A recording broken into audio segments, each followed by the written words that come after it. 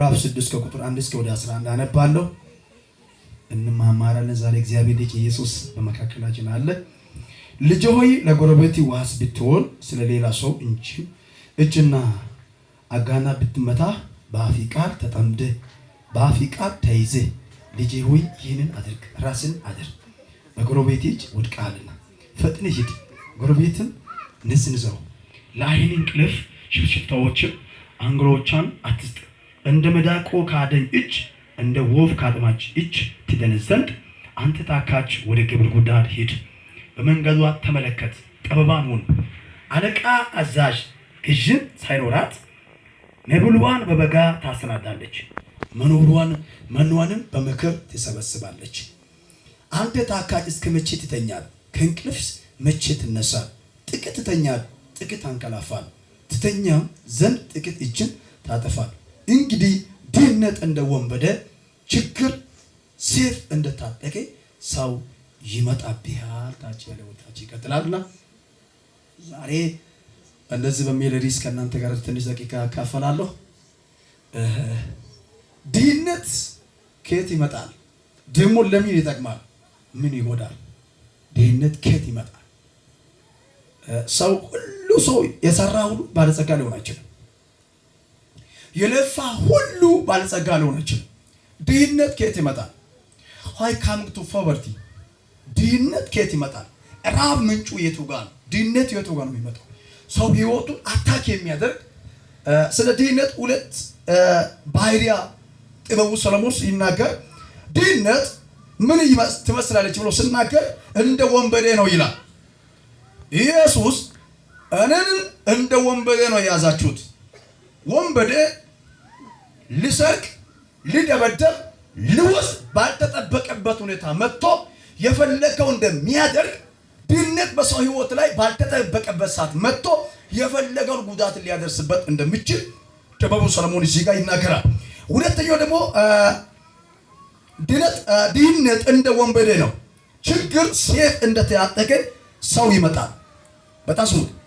ችግርም ሰይፍ እንደታጠቀ ችግር የሚባል ነገር ይመጣል ብለህ አትጠብቅም። ችግር መቼ እንደሚመጣ አታውቅም። መቼ እንደሚከናወን አታውቅም። በህይወት ላይ መቼ እንደሚያጋጥም አታውቅም። በድንገት ይመጣልና እንደተቸገር ሰው አድርጋል። መቼ ይመጣል? ሰኞ ይመጣል፣ ሮብ ይመጣል፣ ሐሙስ ይመጣል ብለህ ቢጠበቅ ችግር መቼ እንደሚመጣ ለዛ ችግር መፍትሄ ትፈልጋለህ። አንደኛ ድህነት ከምን ጋር ነው የተመሳሰለው? ከወንበዴ ጋር ብዙ ባህሪ አለ። ወንበዴ ላይ ከ150 በላይ ነው የተጻፈው ስለ ወንበዴ ትርጉም። ወንበዴ ማለት ነጣቂ፣ የፈለከውን ሊያደርግ የሚመጣ የራሱ ሐሳብ። ድህነት እንደ ወንበዴ ይመጣል። ሁለተኛው ደግሞ ችግርና ድህነት አብሮ ተያይዞ ሰይፍ እንደታጠቀ ሰው ለመግደል ያልፈራበት የፈለገው ለማድረግ የሚመጣበት ችግር በሰው ህይወት ላይ ይመጣል። ካምጉቶ ፕሮብሌም የፈለገውን ሊያደርግ በሰው ህይወት ውስጥ ይመጣል። ችግርና ድህነት አብሮ ተያይዞ የሰው ህይወት ውስጥ ሚና ሊጫወቱ የሚችሉበት ሲስተም ነው። ከዛ እንዴት ይመጣል? በሰው ህይወት ውስጥ ድህነት የሚመጣው ሞገስን ከማጣት ነው። ሞገስን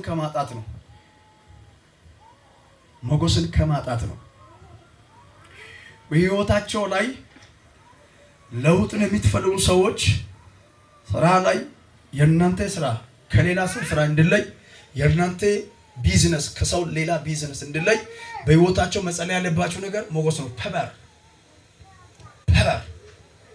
ፈበር እንደ ወንበዴ ትመጣለች ድህነት።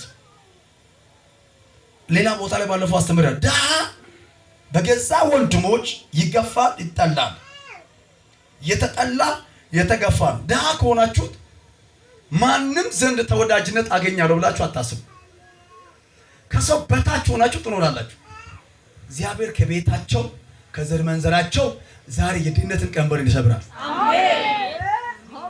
አሰማችሁ። እግዚአብሔር ከዘራቸው ከዘር መንዘራቸው ድህነት ቀንበር ይሰብራል። አሜን። ታድሶ ጮሆ አሜን ይበል። አሜን። ጥበቡ ሰለሞን በጣም ባለጸጋ ነው። ድህነቱን አይቷል። ባለጸግነቱን ካየ በኋላ ፕሮስፔሪቲ አይቷል፣ ፋወርትም አይቷል። ሁለቱም አይዞ ካየ በኋላ ድህነት በሰው ህይወት ውስጥ እንደ ወንበዴ ትመጣለች። የፈለገውን ያደርጋል።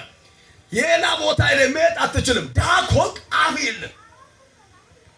ባለጸጋ እንደፈለገ ስናገር አንተ ደግሞ ነታ በቃ ጎዲጎ ጋር በነጋራ ዝም ብለህ ትመጣለህ። የፈለከውን ልትናገር አትችልም።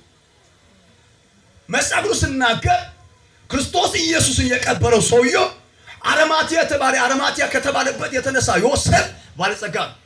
ኢየሱስ ትንቢተ ኢሳይያስ ምዕራፍ 53 ላይ ቁጥር 9 ላይ ከባለጸጎች ጋር ይቆጠራል የተባለው ከባለጸጎች ጋር ማንም ባልተቀበረበት ምድር ላይ ተቀብሯል ይላል። ክርስቶስ ኢየሱስ ራሱ ባለጸጋ ነው። ባለጸጎች ሁልጊዜ የሚቀመጡበት ከባለስልጣን ጋር፣ ከትልቅ ሰዎች ጋር። ከዚህ በኋላ እግዚአብሔር ከማይመጠንበት መንደር ያወጣል። አሜን።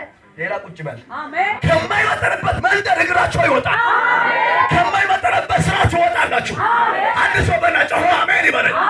ዝቅ ያደረገ ድህነት ቀንበር ዛሬ ካባው ይነሳል። አንገትን ያስቀረቀረ ድህነት ካባ ዛሬ ከላቸው ይነሳል። ከነሰ ይነሳል። ምን ካለጨው አሜን ይበል። ድህነት እንደ ወንበዴ ይወስዳል። እንደፈለገ ሊያደርግ ይችላል። ለምሳሌ በምድር በዳ ላይ አንድ ሰው አጋጥሞ ገላለሁ ብል እንደፈለገው ውሰድ ይላል። አንድ በአሜሪካ ላይ ሁለት ታሪክ አለ እና የሁለት ሰው ታሪክ ፑርማን ሪች ማን አለ ቲቱ ዳይድ ይላል። he used to died ሁለቱም ሞቱ ይላል። ፉሩ ሞቷል፣ ሪቹ ሞቷል፣ ባለጸጋው ሞቷል፣ ደሃው ሞቷል። ሁለቱም ሞቱና አንድ ነገር ነው። አንድም ሞቱ፣ ሁለቱም ሞቱ። ከዛ በኋላ በሞትበት ቀን ለቅሶ አለ። ሁለቱም በአንድ ቀን ነው ሞቱት። ከዛ በኋላ ለቅሶ ላይ የደሃ ለቅሶና የባለጸጋ ለቅሶ በጣም ሰማይ ምድር እንደተራገ። ለባለጸጋ ከየት እንደመጣ አይታወቅም። ሰው ሁሉ መጥቷል። ለደሃ እንኳን 10 ሰው 20 ሰው የቀብር ስነ ስርዓት ቢፈጸም አካባቢ ያሉ ሰዎች ብቻ ነው የተሰበሰቡት። ደሃ ከሆንክ እዚህ ምድር ላይ መኖር በጣም ከባድ ነው። ልተንብይ ይሄን ደግሞ ድህነቱን ከስትቃወሙ ነው የሚሰበረው እንጂ አንተ ሰዎች በድህነት ፍቅር የተያዙ ሰዎች አሉ። ዛሬ ካንተ እንድላይ ጸልያለሁ። አቻ ያማቶል ዛሬ ካንተ እንድላይ ከበሰብ እንድላይ ጸልያለሁ። አንድ ሰው ጮሆ በላ ዛሬ ይለቀኛል ይበላል። አዎ እንደዚህ አይነት ሰዎች ፈልገ የጨከነ ሰው ለኔ መለያ አይሆንም። ዳውኛ አንገት እንደ ወንበዴ ተይች ኢየሱስ እንደዚህ ያለ እንደ ወንበዴ ይላል። ወንበዴ ማለት እንደፈለገ ቡጭራክድ ኢየሱስ ሰው እንግዲህ እንደ ይተበደቡ ይችላል። ድህነት እንደፈለገ ያጫውታል። ባንተ ላይ ከፈለገ ወደ ቀን ስራተኛ ሊልክ ይችላል። ከፈለገ ሊሰቀል ይችላል። ከፈለገ ሊገረፍ ይችላል። ከፈለገ ሊያስለቅስ ይችላል። እንደ ወንበዴ አለ ኢየሱስ እንደዚህ አለ። እኔን እንደ ወንበዴ ማለት ያስለቅሳል፣ ይገርፋል፣ አስተያየለ በራይ የለም እንደፈለገ አለ። ድህነት በሰው ሕይወት ውስጥ እንደዚህ ያደርጋል። ዛሬ ከሰው በታች ያደረገ የድህነት ካባ ከራቸው ይነሳል። የድህነት ካባ ከቤታቸው ከስር መንዝራቸው ይነሳል። አንድ ሰው በነጨው አሜን ይበል። ድህነት እንደ ወንበዴ ማለት የሚለው ትርጉሙ እንደፈለገ ሊያስለቅስ ይችላል፣ ሊገርፍ ይችላል፣ የሆነ ነገር ሊያደርግ ይችላል። የፈለገው ያደርጋል። የሚጠይቅ የለም። ለምን ታደርጋል የለም። ልባረክ ይሄን ደግሞ ስትቃወሙ ነው የሚሰሩ። ካልተቃወማችሁ አንድ ሰዎች ድህነትን እኔ የተቃወምኩ ካለው ደሃ አይደለም ደሃ ኢየሱስ ይመጣ ማለት ድህነትን የሚቃወም ሰው ፈልጋል። ድህነት ከእግዚአብሔር አይደለም። የተሰበረ ይሁን። አሜን አሜን። መናገር አፍ እያለ በአደባባይ ዝም ያሰኛል። እውቀት እያለ ያንተ እውቀትን ይደፍናል። ደሃ ከሆንክ ቤተ መንግስት ዘንድ በተለይ ስፍራ ላይ በባለስልጣን ዘንድ ተፈላጊ ልትሆን አትችልም። ማንም አይፈልግህም። ልባረክ ስትበለጸግ አይቻል። አሜን አሜን። ስትበለጸግ አይቻል። አሜን። ስትበለጸግ አይቻል። አሜን። ስትበለጸግ አይቻል። አሜን። ባልተጠበቀበት ሁኔታ ንፋሱ በሚያመጣው በረከት ባርካ። አሜን። ለፍተህ ዋጋ ከፍለህ በምትባርከው በረከት ሳይሆን ንፋሱ በሚያመጣው በረከት። አሜን። ዛሬ ሰማይ ምድር እግዚአብሔር ስላንቺ ስላንተ ያንቀጣል። አሜን። ያነቃነቃል። አሜን። አንድ ሰው ጮኸ አሜን ይበል። አሜን።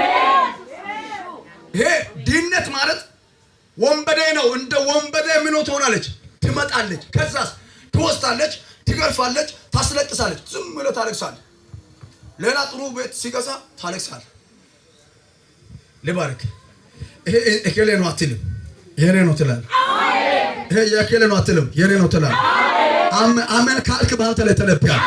እኔ ያለሁበት የእከሌ ቤት አይደለም፣ የራስህ ቤት አለ። ልተንብይ በማገለግለው አምላክ ዝጉባው ሰው አለ። እግዚአብሔር የሚያበረዘግ ሰው አለ።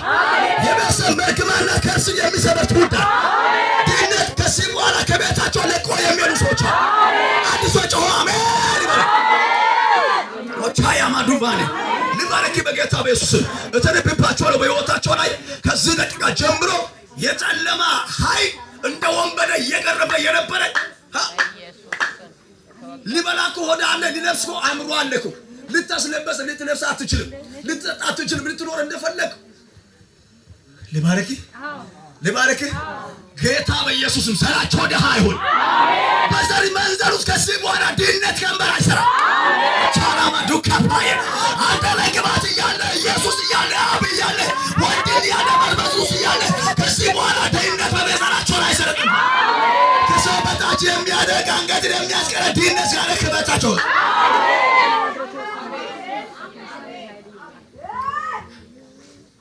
ድህነት በፈለከውበት መንገድ ይመራል። አንተ ወንበድን ኢየሱስን የፈለኩበት ሰዎች እንደ ወንበዴ ያዙታል። ወንበዴ ማለት ግባ ተቀመጥ እዚህ ጋር የፈለከው ልትሆን አትችልም። በድህነት ቀንበር ውስጥ ከተያዝክ እንደፈለከው ልትሆን አትችልም። እሱ እንደፈለገው አንተን ያጫውታል። የፈለከው ልትበላ አትችልም። የፈለከው ልትለብስ አትችልም። የፈለከው ቤት መርጠህ ልትኖር አትችልም። የፈለከው ጫማ ገዝተህ ልትጠጣ አትችልም። የፈለከው መኪና ልትነዳ አትችልም። ምክንያቱም ወንበዴ እንደ ወንበዴ ተያይዘ እንደ ወንበዴ ይመጣል ይዛልና እንደፈለገ ያከራትታል። ለባረክ አሜን። ከዚህ በኋላ ማገለገለው አምላክ ምስክር ከዘሪ ውስጥ ይሄ መንፈስ ይሰበራል።